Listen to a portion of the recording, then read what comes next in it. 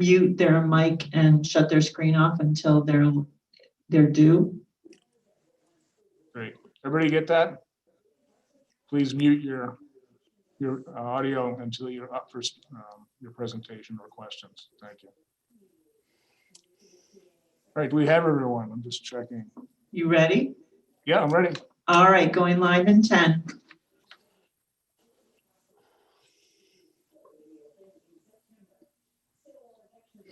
I'd like to call this meeting to order of the May 6, 2021 Topsham Board of Selectmen virtual meeting. The first item on the agenda is the Pledge of Allegiance. Will you please rise, please? I pledge allegiance to the flag of the United States of America, to the republic for which it stands, one nation, under God, indivisible, with liberty and justice for all.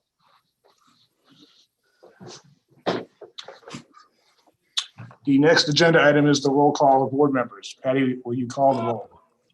I will. Peggy Gibson, I am here.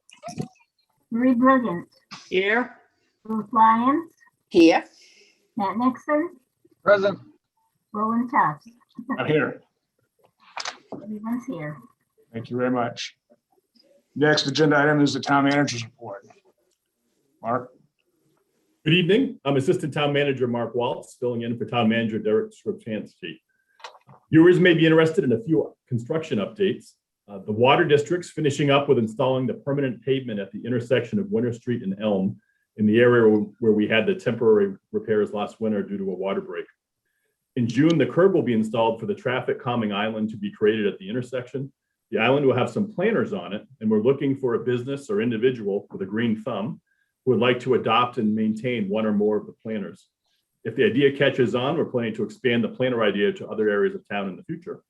Please contact the town manager's office if you have interest in adopting a planter.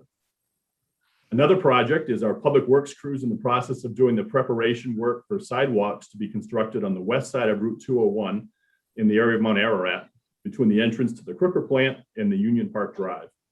The curbing will begin to be installed in early June. Some work is also being done on the intersection of Can-Am Drive and Route 201 to make it more pedestrian friendly. There will be 3 crosswalks between Can-Am and Eagles Way, with appropriate landing zones on each side of the road. Finally, the road will be repaved and lined to attempt to calm traffic and make it more pedestrian friendly. Our last construction update is a good news, bad news one. The good news is we will not need to restrict Elm Street to local traffic only for a period of the summer. The bad news is that the reason why is because despite interest from 6 contractors, no one submitted a bid to do the replacement of the Elm Street culvert, which is located by the cemetery.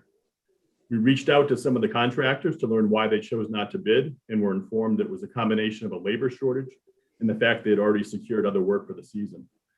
Wright Pierce is going to contact the environmental permitting authorities and see if they can get the construction window extended into later this fall. The project will then be put out to bid again, looking for bids to either replace the culvert later this fall or filling that next construction season. We have a quick reminder that town meeting is June 2nd at 6 p.m. at the Topsham Fairgrounds. Thank you to the Topsham Fair for letting us use the facility again this year. Residents should have received the warrant and the Topsham prior they got this week. Copies of the warrant and directions for attending are also available on the town website. Finally, June 8th will be the SAD 75 school budget referendum, as well as the vote to see if residents are interested in establishing a charter commission. Voting will take place at Mount Ararat High School from 8 a.m. to 8 p.m. Absentee voting is available at Town Hall beginning May 10th. Details on voting, as well as a copy of the Governmental Review Committee report, are available on the town website. That's all. Thank you. Thank you very much. Are there any questions for the assistant manager? I have one, Roland, and it isn't a question, but should we mention the school vote on May 20th? Is it May 20th? I believe it is. So And if you'd like to provide more information on it, you're welcome. Is it at 6:30 or whatever? I was just trying to let the people know, because, yeah. And it's at the Mount Ararat Middle school? Correct. Yeah. Yeah. Thank you, Ryan. Thank you. Thank you. Next on the agenda are board and committee reports and updates. Our first presenter is the Community Center Community Update, Leslie Byrne. Hi, thank you for having me. I wanted to start with an overview of what we've been doing since we last met. We've met 4 times with committee members as well as town staff and have felt like just so directed. And I feel like, I'm happy to present to you and see if you all are in support of the direction that we're heading. I'm going to start with reading what we came up with a mission statement, which has shifted since we redid it. So the current mission statement is the mission of the Community Center Committee is to understand the desires of the Topsham community for an accessible, affordable, sustainable building that would serve the multi-generational community and foster social connections among Topsham citizens. The committee will conduct a survey of town households and report on the interest of such a facility to the Board of Selectmen. So that's truly the direction that we've gone, is just working on this survey, looking at areas in the community, surrounding communities that have done this type of work to see how we would put out a survey. So that's what we've tried to do. And you have a copy of the survey. And I think I'll go through that just because not everybody in the who's hearing this has a copy. So would it be helpful for me to go through question by question what we're looking at, or you all have a copy and you want to go ask questions? What would be best? I don't mind either way, honestly. Okay. I think I can keep it, brief and just go through the questions. Is that okay? Okay, we'll do that. So we start off with a summary just at the beginning for those who might not be familiar with our task, and saying the town of Topsham has compiled a committee of volunteers to develop and conduct the following survey and what we're exploring. And then a little bit about what a possible community center might look like. Possible use, such as it says, possible uses of a community center might be an indoor space for recreational activities, meetings, events, a walking track, and or aquatics facility. The purpose of this survey is to determine whether there's an interest, and if there's an interest, which amenities might have the most support for inclusion in the community center. And then if interested, how much would a household be willing to pay to build and support a community center? So that was just our introductory statement to bring people together on the same page. And then we are asking people to definitely one survey per household, so that we can know how it's being represented. So we started off with whether or not people are full-time or seasonal residents. That will influence the amount of time that people are using the community center. We had a lot of that's question 1. Question 2, we had a lot of discussion about how we want to gather the information about how old the people are that are in the households of the people who are filling out this. So we've done it in the following way: under 6 years of age, elementary, middle, high school, young adult, and then adult. And then we wondered who was retired, and we talked a lot about this as well. Is it important to know this? And is it, sometimes people are 45 and retired, and they'll use that also in a different way.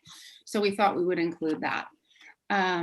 And then it goes on to, do you support building and operating a community center? And we've worked to find, we've have the survey all done electronically so that you can, if yes, then it goes on to the next question. If no, it goes on to the correct question. You skip through the questions. So it's very user-friendly in that way, is our intention, and it's indicated on paper to skip to question 9 if you're not interested. But I think that will be pretty user-friendly, which is nice. So number 5, we're asking people to check up to 4 of the amenities that they're interested in. So that way we can say 60% of the people are interested in indoor walking track, however many percent are interested in an aquatics swimming facility, and then all of those. So we'll be able to come back and say, this is what we found with the amount of people that are interested in each of the amenities. So that's how we, through lots of brainstorming, figured that would be able to get the information for interest. Stop me anytime. If it's easier to stop me, feel free. Number 6, how much would your household be willing to pay in property tax increase to fund the construction and operation of a community center? And there was a lot of work done around this, like truly how, for a $200,000 home, we just went with the 25 per year, 50 per year, and 75 per year. And we panned that out to know that it would be supportive of, you know, a smaller, medium, and a larger facility. So that's what we tried to do to know, you know, at one point we had $100 per year. And we're like, you know what, we're not really going to need that. So we brought it down to what is truly more in the ballpark of what we're going to be looking at if we do move forward on this. Number 7, would your household be willing to pay rental fees? So, you know, I want to have a birthday party, you know, can I spend, you know, $40, $25, $40 to rent this? Is that something that people would want to do? Also parties, meetings, and trainings, you know, classes, maybe, things like that. Number 8, would your household be willing to pay fees for programs, recreational classes, events? So if somebody's coming to do a reading, or if somebody wants to do a yoga class, things like that, is that something that people are interested in? Yes or no? That will give us the information we need in order to know people's interest. So we included those questions for that reason.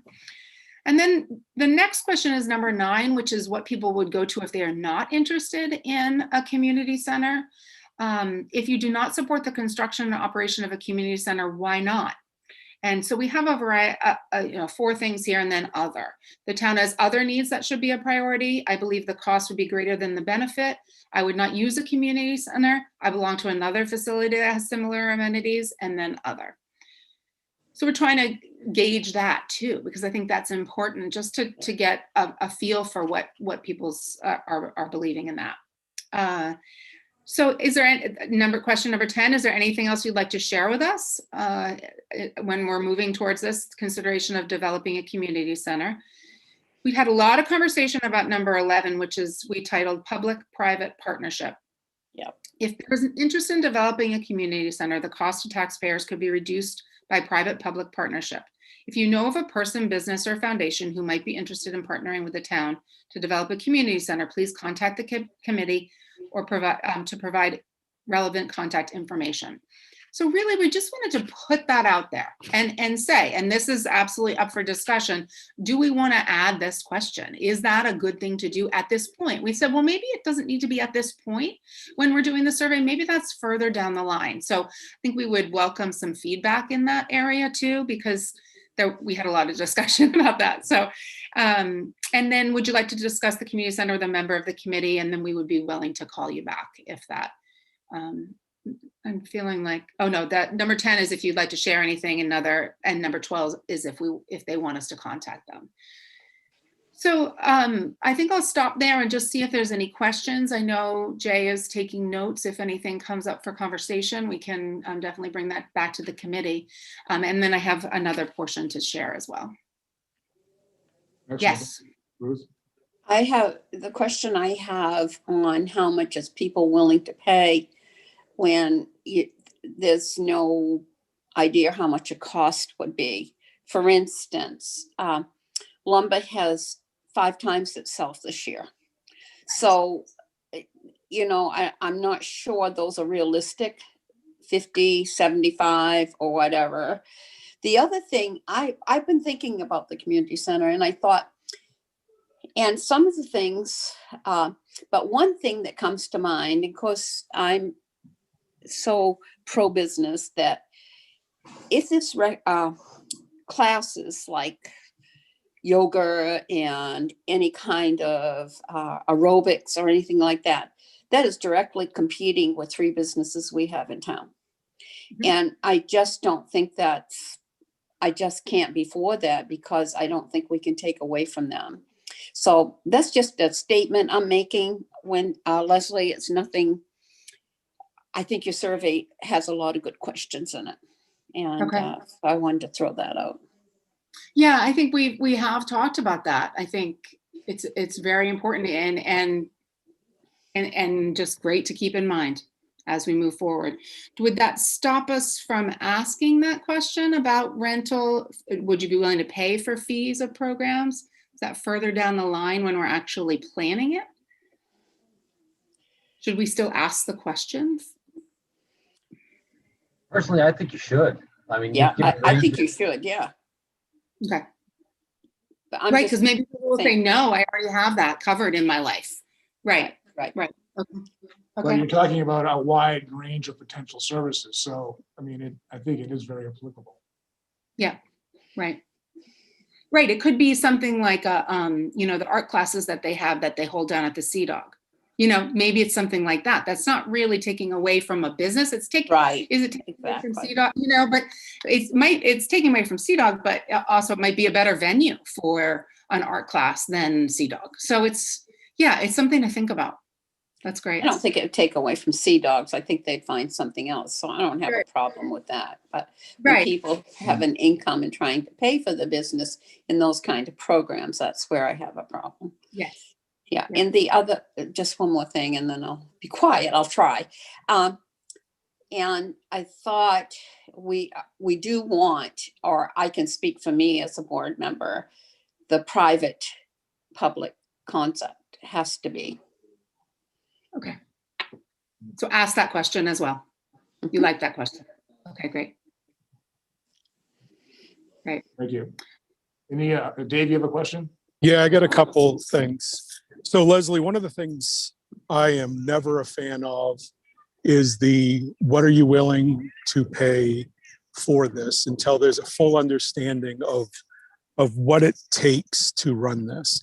I appreciate that you guys tried to put something out there because I think it is vitally important for us to let people know what a true cost of this is. So I went through all your numbers, the 25, the 50, the 75, and it sounds like you guys did the same thing. Yeah. A $25 increase is 13 cents per thousand on a house. You're looking, let's say it was a 20-year bond on a building. That's about $2.6 million over 20 years. And that would be bonding the item, it would be interest rates and everything. But I wanted to step further that when we do this, we're going to have to hire people. There's not going to be, if we have a community center, there will have to be employees hired, right? And so I worked that out. Each full-time equivalent employee with benefits and their hourly rates about $50,000 a year. So over a 20-year span, it's $1 million. So that now takes you down to about a $1.6 million project to start right now on the $25 bit. And it works, the $50 is about a $5 million project, but then again, it's more full-time employees. So I worry a little bit that we put any amount of money in there, because when we do go to the $5 million bond on the $50 tax increase, it's probably 3 employees, right? So you could be talking as much as $3 million out of there over that 20 years. Because a larger building is going to cost more, and depending what we have for facilities. I appreciate having the number, and I don't have an answer for you. So I've been racking my brain all right, I'm going to make this statement, and I believe we should put something about cost, but I'm a little worried that Right. without a full explanation of what all that means, a $5 million building isn't just $5 million, it's staff, and it's, is it 3 members? Is it 4 staff members? So those are things, and that takes away from what the building is. Every full-time equivalent over 20 years is $1 million in today's rates. And we know over the next 20 years, those rates are going to go up substantially. Does that make sense as I'm rambling? It does. It reading? makes a lot of sense. And I think what I'm thinking from both of those comments is I am tempted to say 50, 75, and 100, because I don't want somebody to feel like I said I would pay 25 and that's what I'm comfortable with, but now you're telling me that's not enough, so do we say higher? Are you willing to pay 50, 75, or $100 per year? And then it's less of a risk that it's underestimating what it will cost, I guess. Yeah, and me personally, I think underestimating, we've done it here in Topsham. It doesn't matter if it's, the current buildings that we have now. We don't estimate enough. What does it cost? We're now looking that we got to add maintenance people now because we have more buildings. And So I don't want to underestimate this. So I really want to have, I want the full picture laid out to everybody. So, you know, just as I put pen to paper, and I'll be honest, I use the lazy $1 billion valuation. And if it was Justin looking at it, he would be, no, it's $1.15 billion valuation. So these numbers would be even smaller. So that's my worry when we put out anything. How much are you willing to pay? Because if the answer is $25, that is a significant difference to what we're going to be offering. Right. So the next part kind of rolls into this very same thing.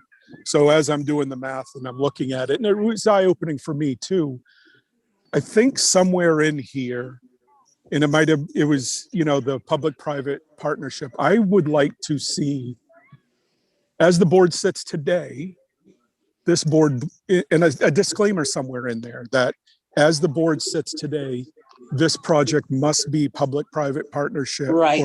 or it can't move forward. Just let people know right off the bat that we are looking to, you know, is it selling naming rights? Whatever it is, somebody wants to build the pool, whatever it is. It has to happen for us to pull this off, I think. So maybe some sort of, just a statement, the Board of Selectmen is bound and determined that it will be public, you know, public-private, however you guys formulate it. Or Right. adamant. Yeah, yeah, And sure. following Here's up, that question. I'm sorry. Go ahead, Ruth.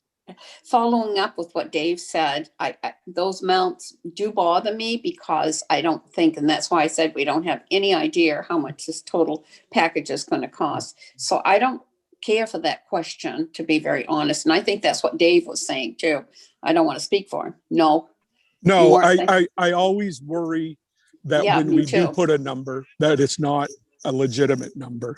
And I really want to make sure we're putting out a legitimate number. There's, you know, I don't ever support, hey, 13 cents per thousand, which is Right. a $25 increase.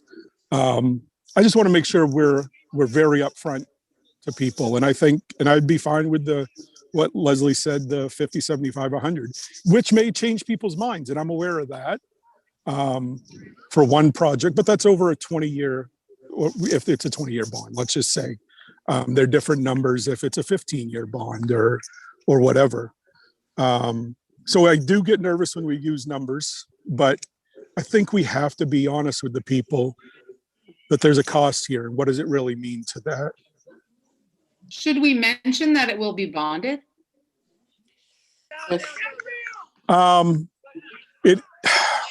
I think it's a great thing, but that has to be a vote taken. Right. And I don't know is coming out and saying it will be, but the reality is we Or don't that have it's- to. And you wouldn't be bonding for the ongoing operation either. No, correct. Right. So all those numbers that I was figuring out was just bond payments and interest. That didn't include FTEs, because every FTE takes $1 million off what you're taxing people. You know, if they said they would pay $75, increase their taxes by 75, every FTE takes off from that $7.6 million package. So perhaps the question can include the various amounts and indicate this is for construction and ongoing operation. Okay, I understand it wouldn't be 100% construction. okay. So keep it, elaborate a little bit on the introduction of that question. Maybe mention a possibility of bonding? I don't think, I wouldn't be in favor of that on the survey. Okay, No, I wouldn't, but we don't have to say the word bonding. That's whatever board takes this on. They'll have to make Right. that decision, but the overall cost, you know, will include, you know, it's going to have to be bonded. So Yeah, I'm a huge violator of getting into the weeds and details and conversations myself, but I think in this particular instance, we might be getting a little too detailed, at least. It's it's an information gathering session. And I think if we were just to put some sort of disclaimer, even in the opening paragraph saying like, all of these numbers that you're about to see are simply for information collection. We're trying to get a general idea as to the level of support that you might be willing to provide and the amenities that you're interested in seeing.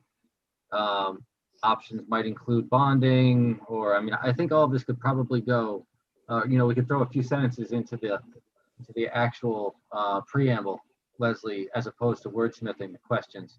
Because again, this is really just we're just trying to get a feel for what's going on here. Dave, I really love the number crunching. That was fantastic, actually, especially that $1 million bit. I had no idea about the FTE thing. That's a really interesting way to look at it. But I still think that it's a little too detailed with number 6.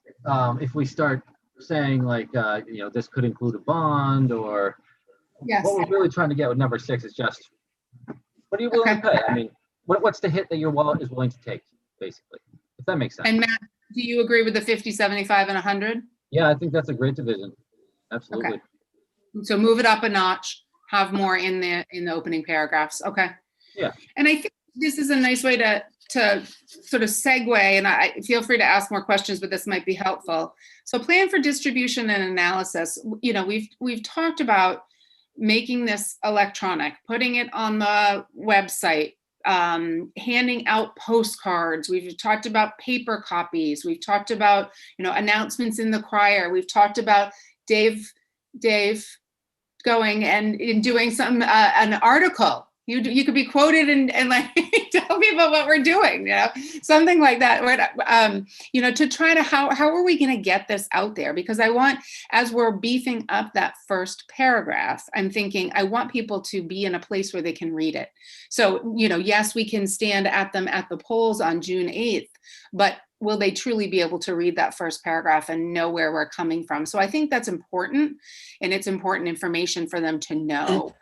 So it will be at this point, we've talked about a variety of ways of getting getting this out there, and really doing the distribution over the summer with the proposed timeline, starting releasing the survey May 20th, which may or may not be too soon if we're making changes. We've got a couple of meetings set up between now and then, but online links, info cards, press release, media contacts, those kinds of things. And then town meeting at the fairgrounds, fishing rally, and that would be, through, we talked about maybe we could get use an iPad and have that, just people stand there and give us their answers. Saturday mornings at the transfer station. Deadlines for the survey would be July 15th. So it's we're trying to get it sort of a summertime distribution and completion, and then complete the analysis August 1st and August 5th or 19th, present the results back to you guys. So I'm just thinking that's important information for everybody to have as we're even clarifying the questions. That's great. I love the calendar. Good stuff. You've got Could I, detail-oriented people. It's great. Yeah. Roland, could I, one Yes, thing? please. Go ahead. I like your calendar. I think everything there. The one thing, Cindy, I'm sorry, Leslie. Geez. The one response per household, I know our household will have 2 different opinions, right? Yeah. So it would be great, because we go to town meeting, each individual in that household gets a vote. Yeah. So I'm a little hesitant on 1 per household. I believe each voting adult should have that say. And back to your question 1, asking if they're full-time or part-time residents. I only want opinions of voters, quite frankly. Yeah. So Yeah. No, that's a great point. that's just, those are a couple 2 cents worth. I don't want to limit our household to 1 opinion when I know there's 2 different opinions in it.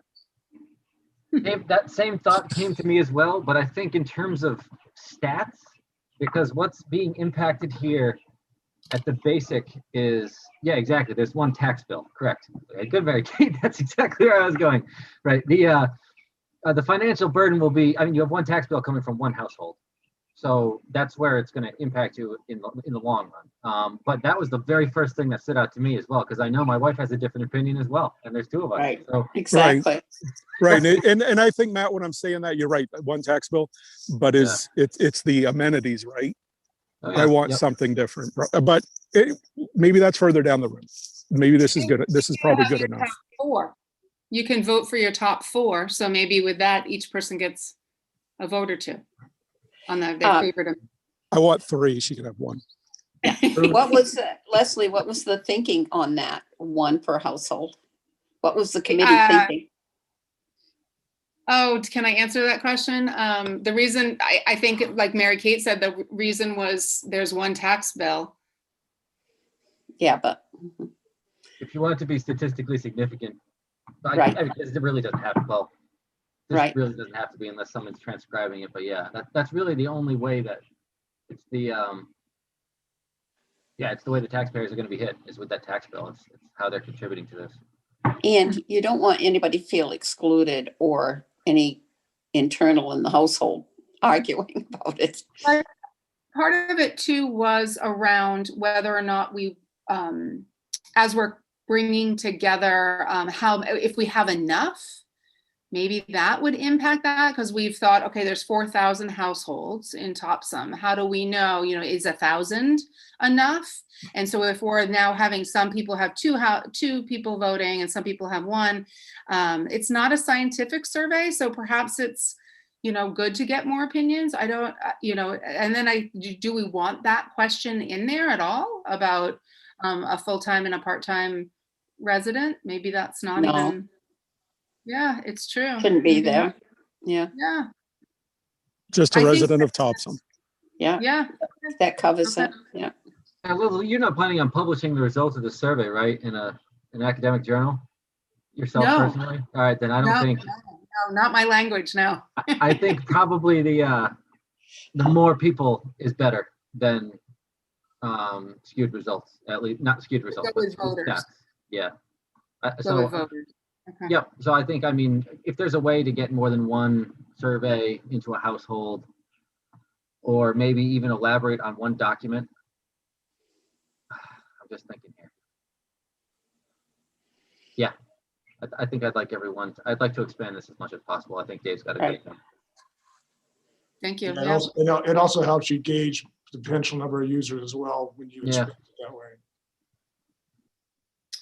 And then it would be only indicate your children once, right? Somehow that would, so maybe even having it on 1 survey, but you never know if the 2 people are in the same place answering the survey. Anyway, yeah. Okay. I know there's a lot of, you have a long agenda probably too. So we can definitely give that some more thought. So do you feel like, is the request for address? No, we have no request for address. We did not have a request for an address. It's that, you all agree with that, right? We don't need an address. I do. Yeah, this is, it's, we don't need to know who they are, any of that. Right, exactly. Yeah, we had that on there at one point. We took that off. Okay. Do you want to see this again before we put it out for distribution? Do we just email it to you and then let you know if there's any, you let us know if there's any concern? My thought is I would just like to see it again. Doesn't have to be an agenda item. too. And if we have any worries, we can call back. But just having visibility to it, I'm happy with. Through email, okay? Yeah. Can you all tell us your thoughts on what is a decent amount of respondents? Just an initial thought on that. 1,000. Yeah, that's what we're thinking too. Especially if we're having 2 or multiple surveys per household, we should get more than that. 1,000 voters. Okay. That'll be our goal. It's a lot of fishing derbies. I know. Yep. Well, we do have some Bowdoin interns that are coming, and we've talked about to what extent we might use them. And I think it would be an interesting project for them. So we'll include them as it's appropriate. Yeah, we're going to need some volunteers. So we'll see how that all goes. Any other questions? Anything? Okay, great conversation. Thank you very much. I appreciate it. Thank you. Thank you, very much. Leslie. Good job. Thank you. All right, our next agenda item is an update on the boat launch facility from Rod Rollinson, Town Planner. There he is. Hey, everybody.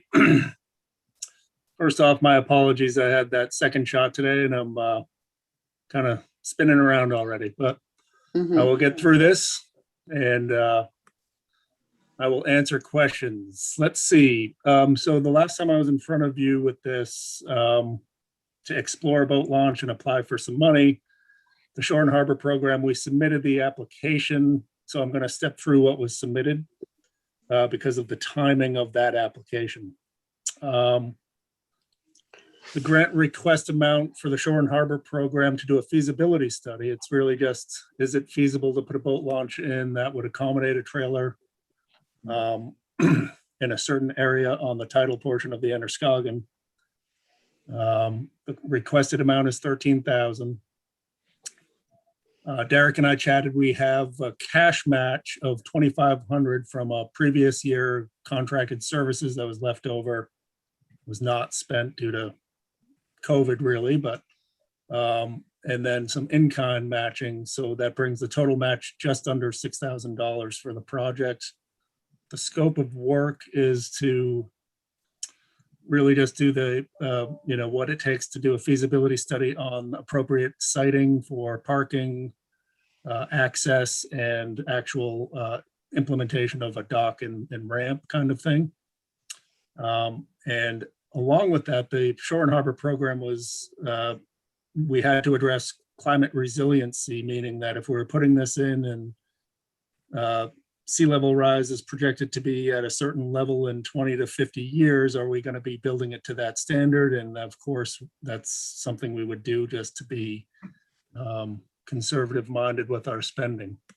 In that realm, Matt Nixon helped with this application and put together some really good monitoring requests to work with the state. There is not tidal monitoring, water quality and or Matt, you want to speak to this because I'm not going to be able to, but some scientific monitoring of the tidal portion of the Androscoggin, which is not happening right now. And I think Matt reached out to the state and found some willing partners in that realm too. Strengthens our proposal. Tidal gauge, really interested in tidal stations. So measuring, getting very accurate, highly accurate tidal readings. We only have a couple actual state gauges in the state of Maine right now. And we make all of our modeling predictions based off of Portland tide station, essentially. So everything else you see all over the coast is all modeled. And I'd like to really help.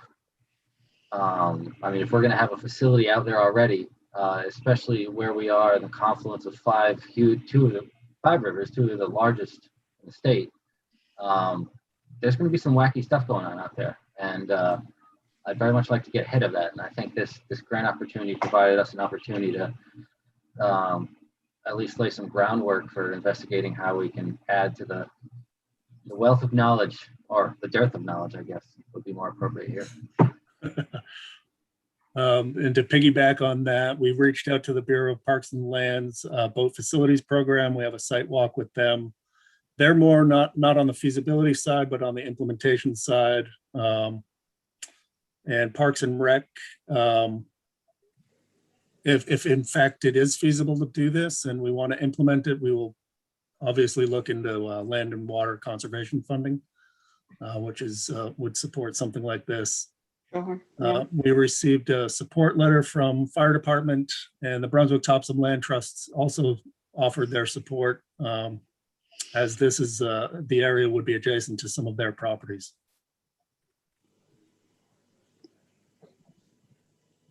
Sounds like a very encompassing bit of work that covers a lot of area. I think sounds like you guys have done a good job and put us in a good position. Yeah, I agree. It's very comprehensive. I think so too. Hope you feel better, Rod. Well, if I don't show up later on in the agenda, I'm here solo with my kids, so please dial 911 for me because I don't think they're gonna find it. Any other questions? Good Great. job. Thank you very much. Good job. And our last update is the Comprehensive Plan Implementation Committee on Complete Streets Policy Development Update. Andrew, Assistant Town Planner. Hey, good evening. Good evening. I'm here tonight on behalf of the Comprehensive Plan Implementation Committee. As you know, they're charged with kind of shepherding the implementation of the plan that was developed a couple of years ago. One of the key components of the plan is a concept called Streets for People.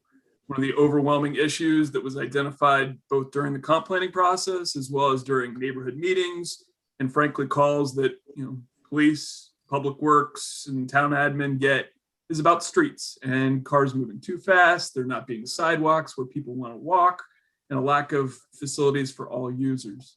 A complete streets policy is the community saying that they affirm the need to provide facilities for all users and provide safe spaces for people to use the streets. The adoption of a policy is not new. It's been around for probably about 10 years now. Bath, Brunswick, the Maine Department of Transportation have all adopted complete streets policy to make sure that their decision makers, as well as their implementers, the people that are actually doing work, are considering the application of improvements to serve all users within the roadway. The Comp Plan Implementation Committee has drafted a policy. It's just been completed, and we anticipate bringing that to you for your consideration and potential adoption either at the end of this month or next month. I provided in the packet just kind of a summary of what complete streets are. I'm going to save you a PowerPoint presentation that I've done for other people, but I'm happy to answer any questions you might have about what a complete street is. I'll just kind of let you shoot questions at me. Otherwise, I'll be bringing back the actual policy for your consideration at the next meeting. Great. Are there any questions? Andrew, I have one quick one. I lived and breathed this for a bit, so I'm not gonna, it's not specific to complete streets, but I'm curious about this policy and what types of suggestions it may or may not make regarding speed limits in town. Is there anything that may have gotten there about the town wanting to follow a very specific speed limit? No, this does the policy as it's drafted doesn't provide any specific guidance on how to do a complete street or what our standard is or what our desired goal is. The comp plan has other goals related to reducing the speed limits in our community and redesigning the streets in specific ways. This is just saying, when we do a project, we need to consider who's using the street right now and whether or not there's a safe place to do it. And if there's an opportunity, we implement it at that point in time. So it may be that as we're doing a project, we identify, hey, this is a street that is signed or has a speed limit of 45, but we're expecting to have people walk here. That's in conflict. One of the tools, in addition to a design change or infrastructure, is also policy, including trying to reduce a speed limit. As you know, speed limits are set through a really weird formula based on the 85th percentile. That's likely to change in the future as we kind of understand the role that in connection that land use and transportation and people all have in making a really good, comfortable place for people to live and work. Excellent. And one other question. I just had one comment. Someone had mentioned, I think, who was it earlier? One of our interviews had mentioned money coming down the pike for development. Obviously, there's a lot of money floating around right now, stimulus money. And I know that there's been a lot of talk about rail, investment in rail, mass transit, mass transportation. I'm curious what, if anything, if any talk has been had about how to include Topsham's rail assets in any of these complete streets policy discussions.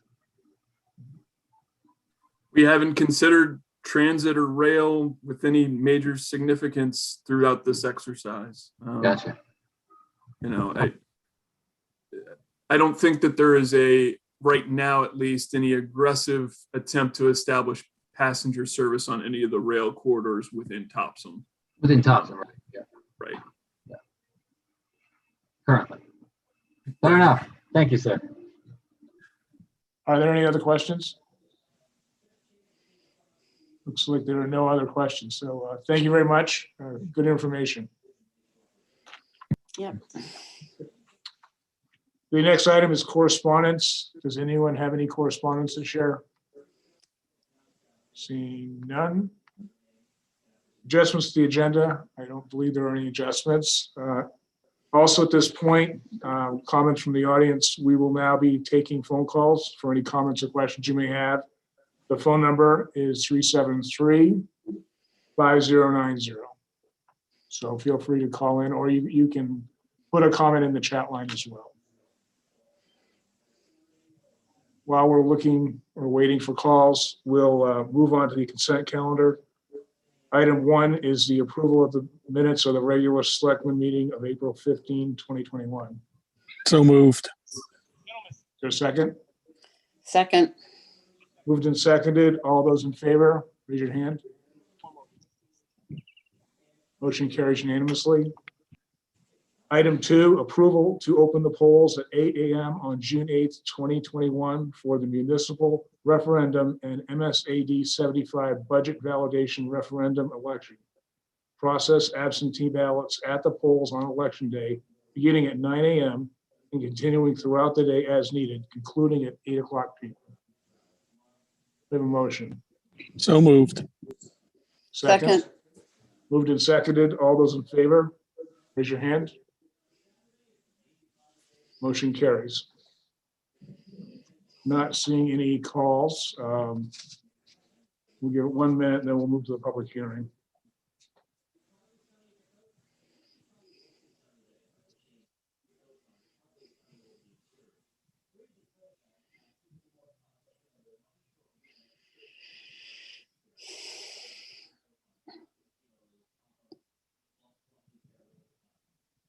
All right, there's no activity here. So we'll move on to the next item on the agenda. We have two public hearings. Item 2139, consideration and appropriate action on a special amusement permit for the Duck Pub.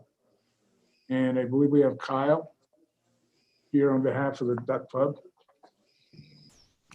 Yep, it's Kylie, actually. Oh, Kylie, I'm sorry. Yes, the screen is reading wrong. I apologize. No worries. So if you could provide us, I got to gavel this open, sorry. So I'm going to gavel open the public meeting. So at this point, we'll be hearing from the applicant and taking comments. Once that concludes and we close the public hearing, there'll be no other comments from the audience and the Selectmen will deliberate. So with that, Kylie, please go ahead, provide your information. Yeah, so we applied for a liquor license and just the special amusement license. We are going to be open. I've never done one of these before, but I'm just going to give you some basic info. Right now, due to low staffing issues, which I think everyone's kind of dealing with, we are going to be open Wednesdays through Saturdays, 11 to 8, which is in 1 hour longer than we were last year. As of right now, we have about 70 seats inside, 30 eventually outside. That's not done yet. But we are not seating that much due to, we're going to stick really strong to those COVID guidelines because it's a smaller building. So less seats inside, but if there's any questions anybody has, we've filed all our paperwork. So open questions. Anything from the board? I have none, but there's clearly enormous demand for restaurant service right now. I think whenever you try to get food wherever, there are lines out the door. Peak times if anybody goes there. They're working hard over there. So they're getting set up right now and just trying to get staff on. And we've had ads out for about 2.5 months and we've only gotten 8 applicants. So it's tough. Oh, I'm sorry, I wasn't talking specifically about your restaurant. I'm just saying in general. You see that everywhere, but yeah, the inability to find help is vexing for quite a few folks. Any But I have other no comments? concerns. I had one question. I saw in the application that they had applied for their liquor license, but in March, has that been approved at this point? Yes. Okay. And in reviewing all the responses to the various departments reviewing this, the codes, fire, and police have no issues with this application. Any other comments, Kylie? That is it. If you want some good food, come down to the Duck. I am not seeing any comments from the public, so we'll close the public hearing. Any comments from the board? No. All right, I will see. Make a motion that the application for a special amusement permit for the Duck Pub be granted as meeting requirements of Maine Revised Statutes Title 25-A, Section 1054, and the Topsham Code, Chapter 71, Article 1, Section 6 and 7. Do I have Second. a second? Moved and seconded. All those in favor, please raise your hand. Motion passes unanimously. Thank you very much, Kylie. Yep. Thank you, guys. The second public hearing we have is item 2140, which is consideration and any appropriate action on signing the warrant for the municipal referendum election to be held on June 8th, 2021. Opening the public hearing. Any questions from the audience or any other comments from the select board? And again, this is for the referendum election. Seeing none, we will close the public hearing. And I will look for a motion. Well, I'll move that we approve the signing of the warrant for the municipal referendum election to be held on June 8th, 2021. Is there a second? Second. Moved and seconded. All those in favor, raise your hand. Motion passes unanimously.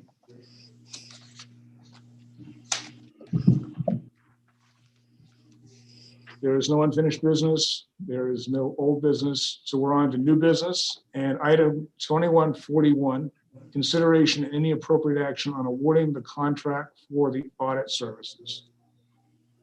Are there any comments behind this? Mr. Town Manager, Assistant Manager? I'm actually going to turn it over to our finance director, Kathy Ripper. Excellent. Okay. Hi, everybody. Hi. Hi, I'm asking we put out a RFP and we received 2 responses. And we have, my recommendation is that we accept the Whipfly RFP proposal. If you have any questions about that, I called some of the references. One of the things that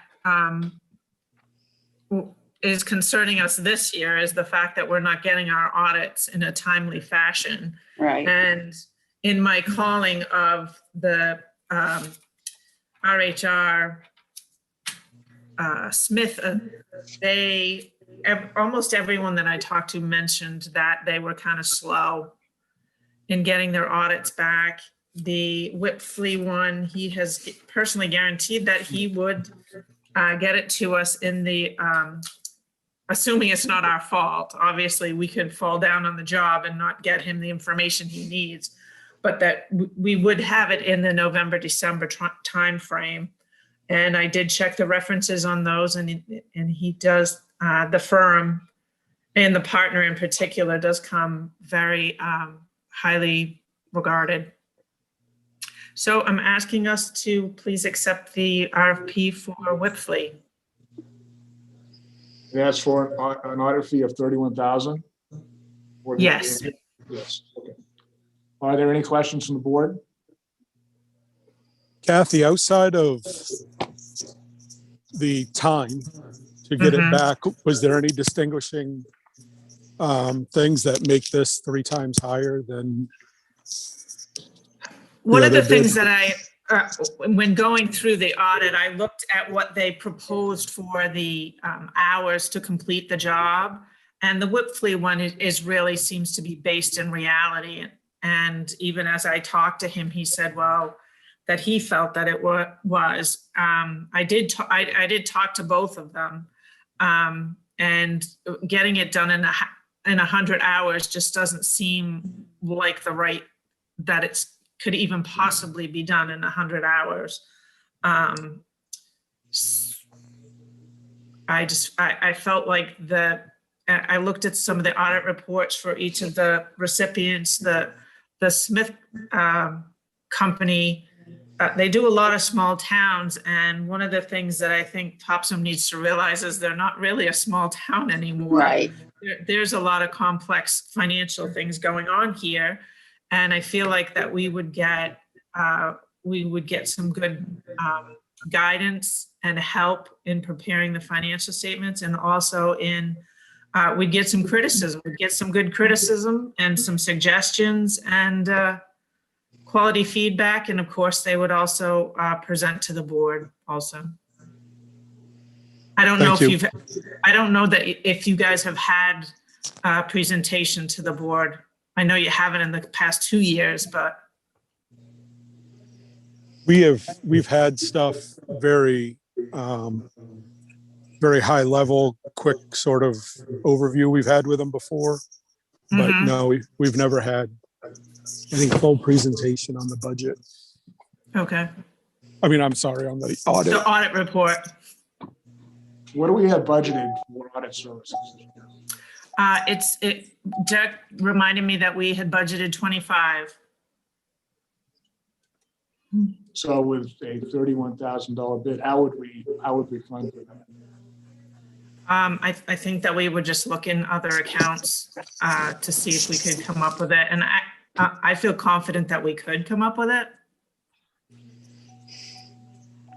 Yeah, if I could just add, Derek said the same thing. You thought we could save some money in some other professional services and be able to have enough for the audit. The legal line, as an example. I agree that it's not a prudent thing to go on the cheap for something this important for the town. Right. The finances and an honest opinion of the condition of the finances. So, I personally am in agreement with this. Him too. Dave, do you have a question? I was going to say, I mean, the reality, we haven't hit town meeting yet. We could make a motion from the floor that this bid came in higher than we anticipated. Try to do it that way if we had to also. True. Good point. Any other questions or comments? I'm just pleased to see, and I think it'll be a very professional and detailed audit, and I'm pleased to see that. Excellent. All right, I will make a motion that we accept the bid from Whipfley LLP for a fee of $31,000 for audit services of the town of Topsham. Second. Moved and seconded. Give me that one, come on. I'm sorry, Matt. I didn't know you were ready. Patty's a deciding factor on that one. So anyway, it's been moved and seconded. All those in favor of the motion, please raise your hand. Motion carries unanimously. Thank you very much. Thank you. Great job. Item 2142, consideration and any appropriate action to adjust our billing rate with Northeast Mobile Health Services. And Chief McLaughlin's on to present that. Yeah, good evening, board. Nice to see you all again. I know over some of our last meetings, we've talked about the billing rate that we have for Northeast, and it's been mentioned a couple times that we should look into upping that. So that was what my proposal was. I have reached out to Northeast. I informed them that this might be happening. So they're aware of it, and I have been in contact with them. So my recommendation was to go from $250 a call to $500 a call when we have to go to Bodenham in their absence. Nothing would change as far as the rest of the contract goes. It would literally just be that price point. I have to notify them in writing within 30 days, and it expires on June 30th, and this would take effect on July 1. I do have some revenue numbers from last year. We did do 105 calls in Bodenham. 73 of those were billable. We received 35,325 in patient transport fees, and we ended up receiving 26,250 from Northeast themselves. So Bodenham was a revenue generation of 61,000. So my hope is by doubling the price, we do half the amount of calls, and nothing changes as far as budget goes, but it does alleviate the number of times that we go to Bodenham. Chief, are they pay on time? Is it hard getting payment out of them? There's a lot of self-pays. I'm looking at the sheet right now. No, not patients. I'm saying more from Northeast. Yeah. No, Northeast has been great about paying us. They've paid in full. They'd never have questioned the number of calls that we billed them for. We did screw up 1 month on one call, so we gave them a credit the next month. It's been a very good relationship as far as that goes. We generally get payment within 2 weeks of me emailing it to their office. So that has been, I have zero complaints with that.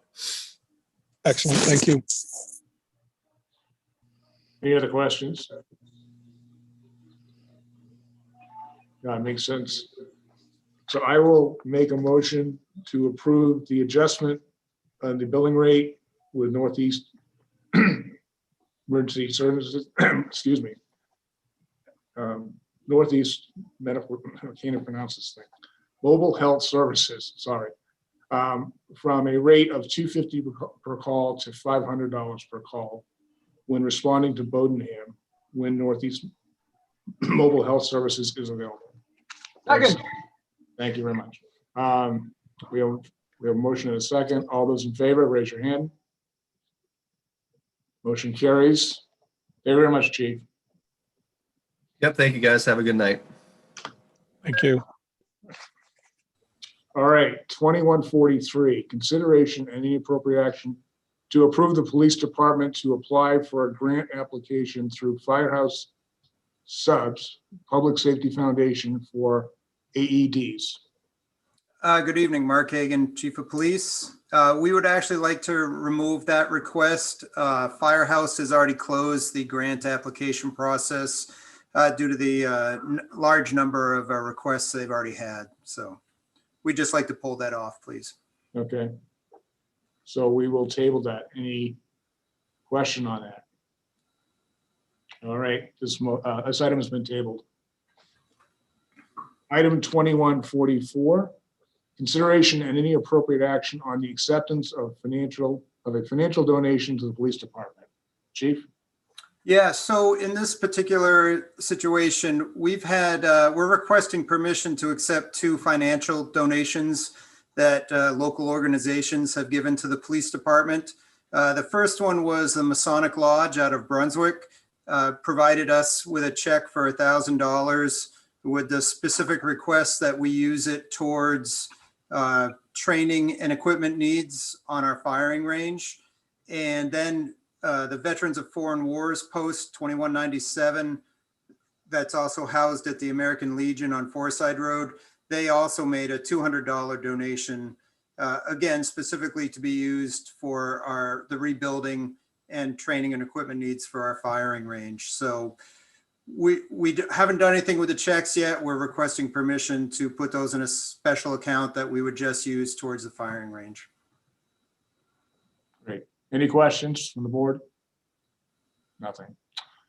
Great. I will make a motion that we approve the acceptance of financial donations to the police department. Second. Second. Moved and seconded.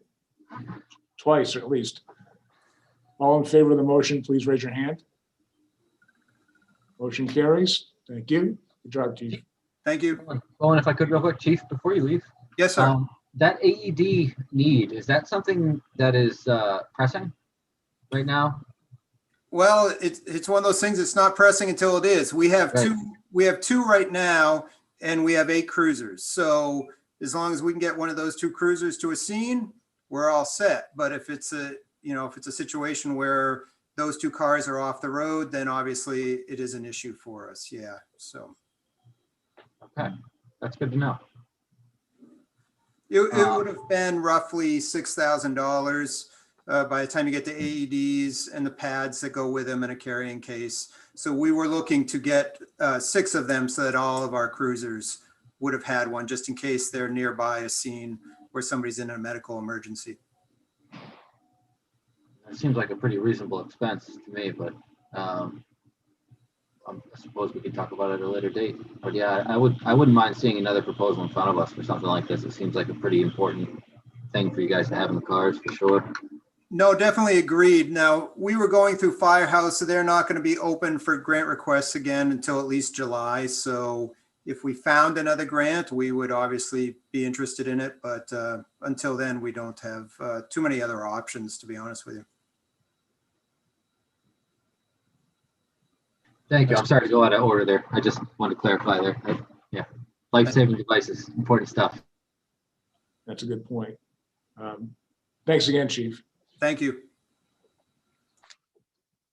Item 2145, consideration and any appropriate action to authorize the planning office to submit a grant application to the Maine Department of Environmental Protection 319 program to implement portions of the Topsham Fair Mall watershed plan. And Rod is back. Hi, folks. Rod Melanson with the planning office.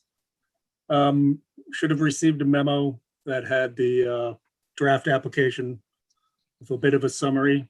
It's a pretty ambitious application. It comes from many meetings with the Department of Environmental Protection and our urban impaired stream, Topsham Fair Mall stream. They are very anxious to lend us a hand. So hopefully this would be successful if you authorize. That's never a given, but these items stem from the watershed planning effort way back from 2013. This would actually be the 3rd phase. You've already done 2 phases of implementation. One was a substantial project on River Road, where we got nearly 80% of that River Road culvert paid for. The first phase was some housekeeping items, kind of low-hanging fruit, good first step. That was back right after we did the plan. And this phase would be a few things. There's a implementation item within the right-of-way outside of Romeo's and Camden National Bank, where there's an existing puddle in the road.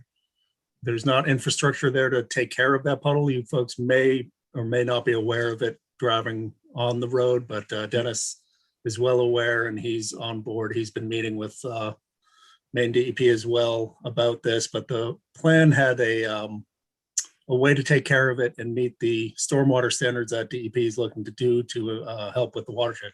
That's a fairly small item with this grant. Some other items are salt management practices on how parking areas and roadways are being salted and getting some MDEP had alerted me to this out-of-state organization that has been doing an incredibly good job of salt management in very similar watershed scenarios. So we're looking to get educated really on that. And the third piece, why am I? Sorry. The third piece.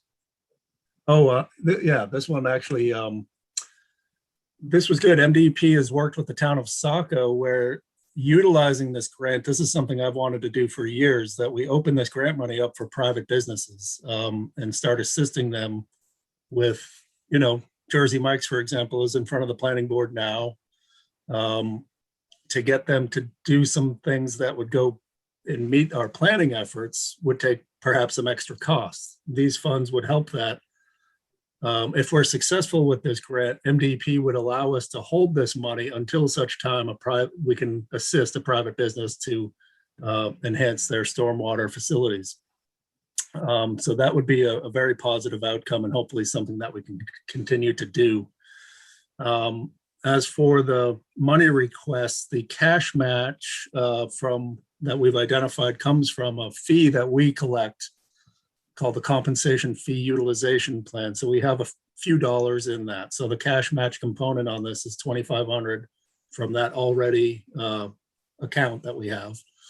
The other component to match is all in kind. Some of that actually would be Department of Public Works doing an install on that, taking care of that puddle in the road.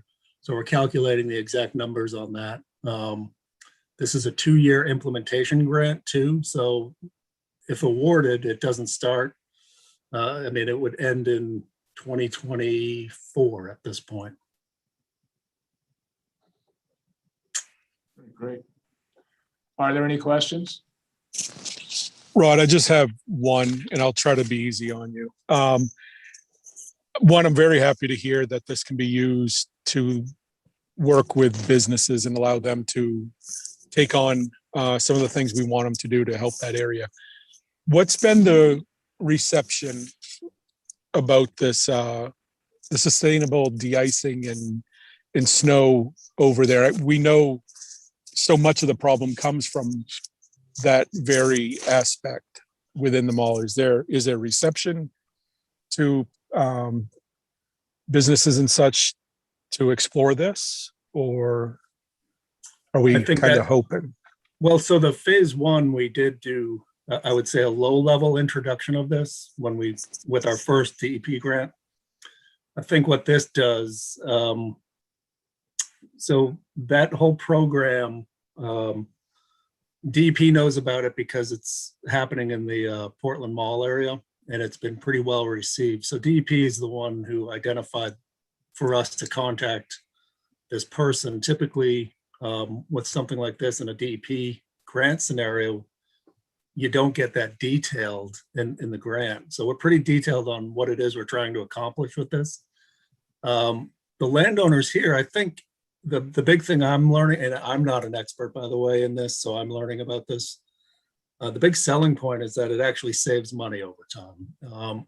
It accomplishes, of course, right? We've all heard that one before, but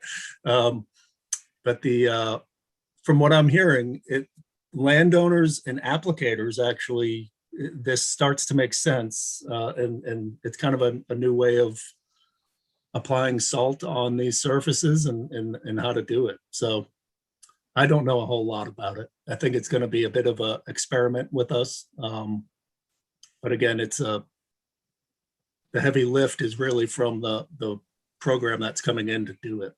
Yeah, I think that's probably the number one thing to tackle and win out there to stop any further damage. Mm-hmm. Yep. And it's a tough one. I mean, nobody has an answer, so. Rod, this is a really well put together grant. I like the different sections and how they all tie together. It's good stuff. I have not a lot of concern with this. I think some of the concern I will have will probably be massaged away by that BMP development. I think that'll be an interesting piece. And this whole, the amount of salt in that particular area is astounding. So I think anything that we can do to sort of mitigate any of that is important. And it's not a bad price either. I say go for it, especially if you've been working with DEP all along throughout this entire process, and they're relatively on board with what you're proposing. That seems to me like. Well, if in fact, when I think about this, if this actually works and works well, it's a partnership with DEP and it's a partnership with the landowners going forward. I mean, I think it doesn't stop after this, in my opinion. Great. Any other comments? All right, seeing none. I will make a motion to authorize the planning office to submit a grant application to the Maine Department of Environmental Protection 319 program to implement portions of the Topsham Fair Mall watershed plan. Is there a second? Second. Moved and seconded. Moved and definitely seconded. All those in favor of the motion, please raise your hand. Motion carries. Thank you, Ron. All right, item 2146, consideration and any appropriate action on the cancellation of the June 3rd regular Board of Selectmen meeting. So moved. Second. I didn't think I had to say it was going to come out. I tried to let you, Matt. All right. Yeah. Well, we know it's been moved and seconded, so all those in favor of the motion? Raise your hand. Passed unanimously. All right, item 2147, consideration and any appropriate action on the appointment of Mary Kate Apicelli to the Topsham Community Center Committee and Jarrett Entwistle to the Topsham Energy Committee. Tonight, we met with both applicants. They are both highly qualified for these roles, and they would be welcome additions to both of these committees. Any other comments from the board? Heary, heary. Do I hear a motion for this? No. I'll make a motion that we appoint Mary Kate Apicelli to the Topsham Community Center Committee and Jared Entwistle to the Topsham Energy Committee. Second. It's been seconded. All those in favor of the motion, raise your hand. Marie's in on the action. The night's complete. Motion With to that, adjourn. True. The final motion of the night. Motion to adjourn. All those in favor? Second. Very good. Thanks, everyone. Good job. Thank you, Roland. Night.